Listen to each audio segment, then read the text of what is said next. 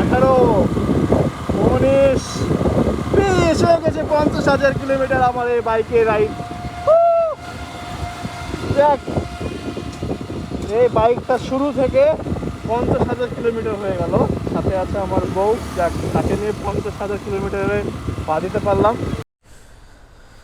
তো বন্ধুরা, আমার এই গাড়ি যেটা 50,000 কিলোমিটার হয়ে গেছে, সেই কয়েকদিন আগে যেটা ভিডিও দেখলেন, কিন্তু এখানে হলো 50,287 কিলোমিটার, মানে এতটুকু চালানোর পর আমি আবার আজকে ভিডিও করছি, টাইম পাই নাই, এটার জন্য অনেক দুঃখিত। আমি এই গাড়িটা যে ব্যাপারে আপনাদেরকে শেয়ার করব, সেটা অ্যাকচুয়ালি আমার এক্সপিরিয়েন্সটা। আমার অলমোস্ট 3 বছর পার হয়ে গেল গাড়িটার, এই গাড়ি ইউজ করা। তো এই 3 বছরে আমার যেটা হয়েছে, শুধুমাত্র 3 বার মাস্টার সার্ভিসিং করাইছি। অনেকের হতে পারে অনেক বেশি করানো হয়েছে, বাট আমার 3 বার করা হয়েছে। 3 বারের এক্সপিরিয়েন্স বলবো, আর কি চেঞ্জ করেছি, আর গাড়ি আসলে সার্ভিসিং করার সময় কি করা দরকার, আমরা যারা সাধারণ মানুষ আছি বা সাধারণ বাইকার আছি, যারা বাইক সম্পর্কে একটু ধারণা কম, তাদেরকে আমি কিছু টিপস বা কিছু কথা বলতে চাই। কারণ এই কথা বলার ব্যাপারটা হলো এমন যে আমি ফার্স্ট সার্ভিস যেটা করেছিলাম সেটা হলো মোটো ভ্যালিতে যখন মানিক নামে একটা ভাই ছিল সার্ভিস সেন্টারে, তার কাছ থেকে করাইছিলাম। আমি মোটামুটি স্যাটিসফাই হয়েছিলাম ওইবার, যে হ্যাঁ গাড়ি কাজ অনেক রকম ভালো পাইছিলাম। দ্বিতীয়বার গত রমজান, মানে এই বছরের 2022 সালের রমজান মাসে প্রথম রমজান আমি করেছিলাম অয়েন্স মোটরে।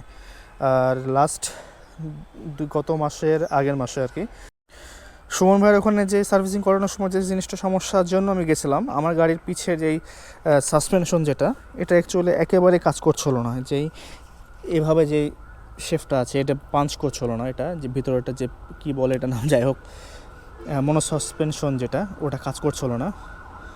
আর এর পাশাপাশি মেলা সমস্যা ফেস করছিলাম, গাড়িতে সাউন্ড হচ্ছিলো।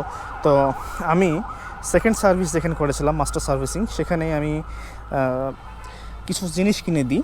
আমার এখানে একটা প্রবলেম হয়েছিল, এই যে এখানে আপনাদের কীভাবে বোঝাবো, এই মাঝে যে একটা নাট থাকে, বড় একটা নাট, আমি হয়তো বা ডিসপ্লেতে দিয়ে দিব আপনাদেরকে যদি ছবিটা আমার কাছে থাকে, সেটা আমি এটা কিনে দিয়েছিলাম। নাট বলতে কি, বড় একটা এই মাজা সকাপ বলতেছে, মাজা সকাপ বা মাজার এরকম কিছু একটা। তো সেই জিনিসটা যখন আমি কিনে দিই, কিনে দেওয়ার পর আরও কিছু জিনিস কিনা পড়েছিল, আমি আবার ওটা কিনতে গেছিলাম, তার মাঝে লাগিয়ে দিয়েছিল ওটা। তো সেটা লাগানোর পর থেকে বা গাড়ি সেকেন্ড সার্ভিসের পর থেকে সমস্যাটা অতিরিক্ত শুরু কীভাবে গাড়ির উপর বসেই বলি কথাগুলো। গাড়ির তো শুরু বলতে কীভাবে শুরু হয়েছিল, গাড়ি চালাইলে পরা অল্পতে হাত ব্যথা, মাজা ব্যথা, যেটা অ্যাকচুয়ালি আমার গাড়ির কখনো আমি ফিল করি না এতদিন ধরে। তো এই সমস্যাগুলো হতে হতে সুমন ভাইয়ের কাছে গেলাম। সুমন ভাইয়ের কাছে যাওয়ার পরে খোলার পরে আমাকে দেখালো যে জিনিসটা কিনে দিয়েছিলাম সেটা অ্যাকচুয়ালি লাগানো নাই, ছোট্ট একটা জিনিস লাগানো। আচ্ছা, মানলাম যে আমার ভুল হয়েছে, আমার ভুল বা দোকানদারের ভুল, যেখান থেকে আমি মাজার সকাপটা কিনছিলাম, সকাপ নাট যেটা বলতেছে, ছবি হয়তো বা দেখতে পেলেন বা দেখাচ্ছি। তো এই ক্ষেত্রে যখন আমি, আমার ভুল হতে পারে বা দোকানদারের ভুল হতে পারে, আমি জানি না, যখন যাই লাগাইছে তার তো জানা উচিত ছিল যে হ্যাঁ এটা ভুল না ঠিক। বাট লাগানোর পর খুলে দেখালো, আমার সামনে খুলে দেখালো জিনিসটা ছোট্ট, প্রায় দুই পাশে 1 ইঞ্চি করে ছোট একটা নাট, বড় নাট যেটা, এটার জন্য গাড়ির পিছে সাসপেনশন, পিছে যতটুক গাড়ির ব্যালেন্স রাখা দরকার সেটা কিন্তু আমি পাচ্ছিলাম না। এর মাঝে আমার সামনের টায়ার একবার চেঞ্জ করা হয়েছে, পিছের টায়ারটা একবার চেঞ্জ করা হয়েছে। প্রথমে আমার পিছের টায়ারটা চেঞ্জ করা হয়, তারপরে সামনেরটা চেঞ্জ করি। কিন্তু যখন সেকেন্ড সার্ভিসের পর থেকে গাড়ি আমার কিছু কারণবশত ডেইলি একটা রুট আছে, যেটা ভাঙ্গাচোরা কিছু জায়গা, মানে কাদা জায়গা, আর রোড তো রোড। তো আমি যখন সেকেন্ড সার্ভিসের পর থেকে গাড়িটা চালানো শুরু করি, সামান্য পরিমাণ বৃষ্টি না হইলেও যে পানি পড়লে যে কাদা হয় না রাস্তাতে, সেটা তো দেখা গেল যে মানে ব্যালেন্স পায় না, গাড়িটা অটোমেটিকলি স্লিপ করে। আমি বললাম যে এই গাড়ি আমি এতদিন ধরে এভাবে চালাইছি, আমি পাহাড় থেকে শুরু করে অফ রোডিং থেকে শুরু করে বিভিন্ন জায়গায় গেছি আমি। 50,000 কিলোমিটার কম বললে কি হবে, আমার গাড়ি সিটির মধ্যে কম চলে, লংয়ে বেশি চলে। তো সিটির মধ্যে শুধু কাজের জন্যই আর কি বের হই। তো বুঝতে পারছেন যে অনেকের কাছে হয়তো আরও বেশি হয়, বাট আমার কাছে এটা অনেক, কারণ আমি লংয়ে যে রাইডিং কিলোমিটারটা অনেক বেশি হয়েছে। তো আমি কখনো স্লিপ করা বা কমফোর্ট কমে যাওয়া, এটা কখনো আমার সাথে হয় নাই। এই সেকেন্ড সার্ভিসের পর থেকে জিনিসটা আমার সাথে হয়েছিল। তো আমি এটাই বলবো, দোষ দিব কি দিব না সেটা পরের ব্যাপার। আমি হয়তো আমার ভিডিওতে বুঝতে পারছেন, আমি এখন তৃতীয় সার্ভিসটা করার পরে গাড়ির যে সমস্যাগুলো ছিল সেগুলো ঠিক করেছি, আবার লাগাইছি। ওই জিনিসটা কোনো কাজে আসে না, এটা ফেলে দিয়েছি একেবারে। ওটা যে ধরে রাখবে, আমি ছবিটাতে বোঝায় রাখবো আপনাদেরকে। এখানে এই যে এইখানে যে নাটটা থাকে, হ্যাঁ, এই বড় একটা নাট থাকে এখানে, যে বড় নাটটা থাকে, বড় যেটা মাজার সকাব, যে ছোট হওয়ার কারণে দুই সাইডে নাটটাকে ধরে রাখার জন্য গোল গোল দুইটা জিনিস থাকে। তো ওটা এমন হয়েছে, ওটাও বেঁকা হয়ে গেছিলো। সুমন ভাই ওটাও ঠিক করে দিয়েছে, ওটা ম্যানুয়ালি ঠিক করতে হয়েছে। ওই ভিডিওটা তাহলে যারা দেখছেন আমার লাস্ট উপরে কোনো এক সাইডে দেখতে পাবেন, ভিডিওটা দেওয়া আছে, ক্লিক করে দেখে নিতে পারেন।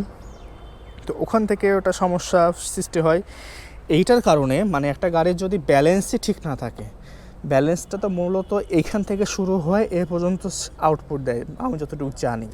তো এই জায়গার ব্যালেন্সটাই বা কোনো কিছু ঠিক ছিল না, সেটা আমি দ্বিতীয় সার্ভিস করানোর পরে খুবই ভুক্তভোগী হয়েছি। যেটা যদি আমার ওই অয়ন ভাইয়ের কোনো সার্ভিস সেন্টার কোনো কেউ দেখে থাকে বা যারা করাইছে তারা যদি বলে না এরকম কখনো হতে পারে না, সেটা হয়তো হতে পারে না, কিন্তু আমার সাথে হয়েছে। সেটা আমি অয়ন ভাইয়ের কাছে যাবো, যে বলবো ভাই জিনিসটা কেন লাগাই দিয়েছিলেন, বা অয়ন ভাইয়েরও দোষ দিব না, তার অ্যাসিস্ট্যান্ট যে দুইজন থাকে তারাই আসলে মূলত গাড়িটা খুলে চলো, ওয়াশ করে চলো, তার পাশাপাশি সেট করে চলো। অয়ন ভাই জাস্ট ট্র্যাপিটটা অ্যাডজাস্ট করে দিয়েছিল। তো বাই দ্য ওয়ে, যারা সার্ভিসিং করাবেন তারা গাড়িটা কিন্তু প্রথমে নিজে দেখে নেবেন, আর সঙ্গে একজনকে রাখবেন, যে কোনো কিছু লাগলে পারা সে এনে দিবে, আপনি বসে থেকে করে নেবেন। আমার এই জিনিসটা হয়েছিল। আর হ্যাঁ, এটা হয়ে যাওয়ার কারণে আমার মাইলেজটা প্রবলেম হয়েছে, ইঞ্জিনে চাপ পড়েছে, ইভেন আমার মাজা থেকে শুরু করে পিঠ পর্যন্ত ব্যথা। আমি এতটুকু আমার এনার্জি, এটা আমার কাছে যেটা হয় যে আমি যেভাবে গাড়ি চালাই, আমার যে ভালো লাগাটা গাড়িকে চালাতে, সেখানে কিন্তু আমি ঢাকা চলে গেলে পরে ক্লান্তি আসে না, মানে আমার আসতো না। বাট এটা হওয়ার পর থেকে না, সামান্য তানোর, আমার রাজশাহী তানোর যাইতে হবে 30 কিলোমিটার, 30 বা সব কিছু মিলে 100 কিলোমিটার ধরলাম যাওয়া আসা, এতটুকু আমার মাজা, পিঠ, হাত সব ব্যথা হয়ে যেত। মানে লাস্টের দিকে আমি পুরোটাই কনফিউজড হয়ে গেছিলাম যে কেন হচ্ছে এটা আমার সাথে। তো এটা হইলো, তারপর খোলার পরে না, আমার গাড়ি প্রতিবার যখন খুলি তখন কিন্তু আমি সব কিছু দেখে নিই। হ্যাঁ, এখন এখানে দেখাইতে পারবো কি না, এই যে এই সাসপেনশন পাইপ যেটা, এই যে দেখেন এখানে, বুঝতে পারছেন কি না, এই জায়গাটাতে এটা ক্ষয় হয়ে গেছে। এটা কিন্তু আমার মানে সেকেন্ড সার্ভিস যখন করায় তখন আমি দেখেছিলাম এখানে কিন্তু কোনো কিছু ছিল না।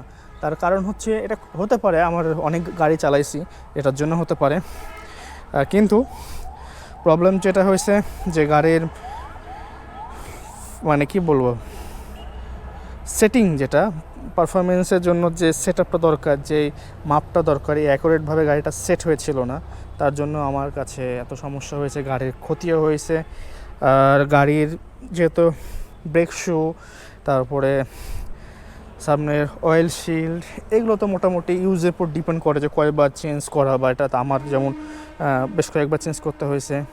সামনে কিছু ফগ লাইট দুইটা লাগাইছি, এটা নিয়ে ভিডিও করব করে করা হয় না, মিনি ফগ লাইট, এটা মডেলটা এখন মনে আসছে না। যদি এটা ভিডিও করি আপনি দেখে নেক্সট ভিডিওতে দেখতে পাবেন ফগ, কারণ সামনে শীত আসছে, শীতে ফগ লাইটের অনেক কাজ, আর কীভাবে ইউজ করবেন বা কেমন কী, আর এটাতে তো মোটামুটি সার্জেনের সামনে তেমন কোনো প্রবলেম নাই।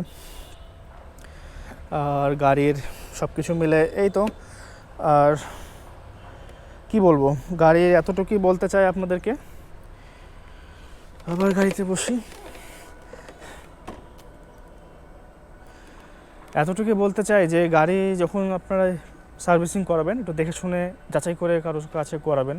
আমি বলছি না যে এই খারাপ এই ভালো, আপনাদের নিজ নিজ জায়গা থেকে হয়তো বা অনেকের কাছে সার্ভিস ম্যান বা সার্ভিসের পার্সন ভালো লাগতে পারে। আমি যাকে ভালো বলছি সেও আপনাদের কাছে খারাপ হতে পারে, আবার যাকে খারাপ বলছে সেও আপনাদের কাছে ভালো হতে পারে। আমি আমার পার্সোনাল ওপিনিয়নটা দিলাম, কারণ বাইক কিন্তু অনেক ইমোশনের একটা জায়গা। বাইকটার সমস্যা সৃষ্টি হলে কিন্তু নিজের খারাপ লাগা, তো খারাপ লাগা থেকে এই 50,000 কিলোমিটারের একটা সার্ভিসের যে সমস্যাটা সেটা নিয়ে বললাম। এখন আসি আমার মানে গাড়িটা কেমন পারফরমেন্স দিয়েছে 3 বছরে, 3 বছর প্লাস আর কি, 3 বছরই ধরি। তো আমি এই গাড়িটা শুরু থেকে এক হাতে চালাচ্ছি, বাসায় মোটামুটি বড়ো ভাই আছে, মাঝে মাঝে চালায় খুবই কম টাইমের জন্য, বা আমার গাড়িটা খুব কম মানুষই নিয়েছে, অনেকে নেয় অনেকে। তো এক হাতে এই দীর্ঘ 3 বছর চালানোর এক্সপিরিয়েন্সটা অনেক সুন্দর, যেটা আমাকে কখনোই হতাশ করেনি। হতাশ একবার হয়েছিলাম, সেটা হয়তো আমার ভুল বা আমার কিছু কারণে, সেটা হলো ফিউজ কেটে যাওয়া নিয়ে। সেটা আমি সামনের কিছু ওয়ারিংয়ে ভুল করেছিলাম, যেটা বডির সঙ্গে ঠেকে থাকার কারণে বারবার ফিউজ পড়ে যাচ্ছিলো। এটা গত বছরের শুরুর দিকে, এবছরের দিকে না, গত বছরের দিকে, যেটা খুব বিপজ্জনক হয়েছিল লকডাউনের সময়। সরি, গত বছর বললে ভুল হবে, লকডাউনের সময় সেটা খুব ভয় বা কষ্ট দিয়েছে আমাকে। রাস্তাঘাটে অফ হয়ে যায়, পাওয়ারে ছেড়ে দেয়, মিটার পুরা লাইন ছেড়ে দেয়, গাড়ি অন করা মানে স্টার্ট দেওয়া যায় না। সন্ধ্যার সময় হয়েছিল, সে সময় লকডাউন, সব বন্ধ। একটা রিক্সা পাইছিলাম, রিক্সাটার হাত ধরে, মানে অনেক ভারী তো গাড়ি এভাবে আসার জন্য, মানে নিয়ে যাওয়াটা, শালবাগান থেকে নদাপাড়া বাজারে নিয়ে গেছিলাম এই টাইপের। আবার একসময় নাটোর যাওয়ার সময় এই সমস্যাটা ফেস করেছি। যাই হোক, এগুলো হয়তো বা একটা গাড়ির সমস্যা হবে, একটা গাড়ি থাকলে। আর আমি যখন লংয়ে গেছি এই গাড়িটা নিয়ে, আমার কোনো প্রকার প্রবলেম হয় না, শুধুমাত্র সেকেন্ড সার্ভিসের পরে যে কয়েকটা দিন পাইছি, এটাতে আমার খুব কষ্ট দিয়েছে। তা বাদে আমি কখনোই গাড়ি নিয়ে সমস্যা হয়নি। সাজেক, বান্দরবন, তারপরে আরও অনেক জায়গায় যাওয়া হয়েছে, যেগুলো নাম না মেনশন করাই বেটার, মানে বেটার কি, মানে গেছি আর কি। আরও অনেক প্ল্যান আছে। অনেকে বলে গাড়িটা সেল দিয়ে দেওয়ার জন্য, এতদিন ইউজ করলেন, যারা পরিচিত আছে, বা বলেন গাড়ি চেঞ্জ করার করতে, কিন্তু না, গাড়ি তো চেঞ্জ করবো না, কারণ গাড়ির একটা মায়া বসে গেছে। হ্যাঁ, আল্লাহ যদি আমি কখনো সামর্থ্য দেয়, অন্য একটা গাড়ি কিনবো পছন্দের, বা অন্য যেটা ভালো লাগবে, বাট এই গাড়িটা রেখে দেওয়ার এই চিন্তাভাবনা আছে আমার কাছে, কারণ গাড়িটা অনেক ভালো। আর যে লটে গাড়িটা পাইছিলাম সেটা কোয়ালিটিফুল পাইছিলাম, বাট এখন অনেকের মানে ভাষ্যমতে গাড়ির অনেক সমস্যা বেশি সৃষ্টি হচ্ছে, যেটা আমার এখন পর্যন্তই হয় নাই। তো বন্ধুরা, অনেক বড় ভিডিও করে ফেললাম। এটা শুধুমাত্র ছিল আপনাদেরকে একটু বোঝানোর জন্য যে গাড়ি সার্ভিসিং, মানে একটা গাড়ি যখন বয়স হবে বা একটা গাড়ি সার্ভিসিং করতে যাবেন, তখন একটু দেখে শুনে কাজটা করা। যেমন আমি থার্ড সার্ভিসে আমি নিজে সব দেখে দেখে করেছি, যেন না পরবর্তীতে ওই ভাইয়ের কাছে সার্ভিসের জন্য না পাইলে অন্য জায়গায় যদি করি, আমি বুঝতে পারবো যে কোথায় কী। আর গাড়ির সব কিছু মিলে সবই ওকে, আলহামদুলিল্লাহ। গাড়ি এখন ঠিক আছে, আল্লাহ দিলে মাইলেজটা ভালো পাচ্ছি। আর গাড়ির আল্লাহ দিলে স্টক ব্যাটারি এখন পর্যন্ত আছে, সেটা চলছে। জাস্ট এবার হর্নটা 2টা হর্ন লাগাইছি, কারের যে হর্নটা, সেটার জন্য বলেছে যে রিলে লাইন করে নেওয়ার জন্য। রিলে লাইন করা নাই, এটার জন্য ব্যাটারিতে চাপ পড়ছে, আমি নিজে বুঝতে পারছি। তার পাশাপাশি ফগ লাইটের লাইন করছি, সেটা তো চাপ পড়ছে একটা। তো সব কিছু মিলে আর কি গাড়ির রিলে লাইনটা করে নিতে হবে, এটা একটা কাজ।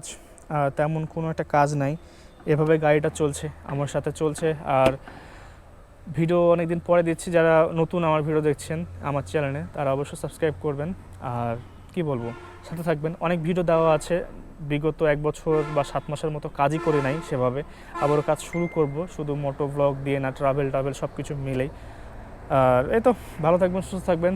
আর আবারও বলছি, গাড়ি কিন্তু একটা ইমোশনাল জায়গা। আপনারা যারা গাড়ি সার্ভিসিং করাবেন, দেখে শুনে করাবেন, আর একটু সাবধানে করাবেন। কারণ এরকম কেন আমার সাথে হলো আমি বুঝছি না। কারণ এই যে সমস্যাটা হয়েছে, সেই সমস্যাটা নিয়ে মাঝে আমার প্ল্যান ছিল সাজেকে যাওয়ার। মাঝে যে গরম পড়লো না, এর মাঝে হঠাৎ করে প্ল্যান হয়ে গেছিলো সাজেকে যাব, কিন্তু আনফর্চুনেটলিভাবে যে গরম, এই কারণে সবাই নিষেধ করলো, বা আমিও ভাবলাম যে গরমে যে সাজেকের মতো জায়গাতে সেই ভিউটা পাবো না, সেই ওয়েদারটা পাবো না, তার জন্য ক্যান্সেল করেছি। বাট আমি এই পরিস্থিতিতে গাড়ি যদি নিয়ে যাইতাম, সুমন ভাইয়ের ভাষ্য মতে আমি দেখে বুঝতে পারলাম আমার হয়তো বড় ধরনের ক্ষতি হতেও পারতো। কারণ লং ট্যুর দিয়ে যাব, পাহাড়ের গাড়ির চাপ ব্যালেন্স করাটা বা গাড়ির প্রেশার পড়াটা একটু অন্যরকম নর্মাল রাস্তার চাইতে। খুব একটা কঠিনও না, বাট এটা কিন্তু মানে বিপদ আসতে পারতো আমার জন্য। আর গাড়ির টায়ারের কি বলবো, পাম্প, মানে হাওয়াটা ঠিকভাবে রেখে গাড়ি চালাবেন, মাইলেজটা বেটার পাবেন। সব কিছু মিলে। আর রাজশাহীতে পাম্প অনেকগুলো আছে, অনেক জায়গাতে অনেক রকম সমস্যা, অনেক রিপোর্ট আছে। তো আপনাদের কাছে যেটা হলো বাস টার্মিনালের পিছে লতা পাম্প, সেখানে অ্যাকচুয়ালি ভালো তেল পাওয়া যায় অনেকের মতে। আমিও নিজে ওখান থেকে যখন বেশি তেল তুলি, সেখান থেকে তুলি। তো অনেক কথা বললাম, অনেক হলো। গাড়ি দেখে শুনে সার্ভিস করাবেন, আর অবশ্যই হেলমেট ব্যবহার করবেন। হেলমেটে যে আমার এখানে আছে এখনও। আর আমি এখন এভাবে কথা বলার কারণ হলো, চাইলে মোটরসাইকেল চালাতে কথা বলতে পারতাম, কিন্তু না, গরম অনেক পড়ছে, মানে গরম লাগতেছে, এই জন্য বসে থেকে কথা বলছি। তো সামনে শীত আসছে, অনেক ঘোরাঘুরি হবে, জানি না কীভাবে ঘোরাঘুরি করতে পারবো, কারণ অনেক কিছু কাজ, অনেক কিছু শিডিউল মেনটেন করতে হচ্ছে এখন। তো হোপসো আপনাদেরকে ভালো ভালো কিছু দেখাতে পারবো, ঘোরাঘুরি থেকে শুরু করে আর অনেক ভালো কিছু। তো সাথে থাকবেন, ধন্যবাদ, আসসালামু আলাইকুম।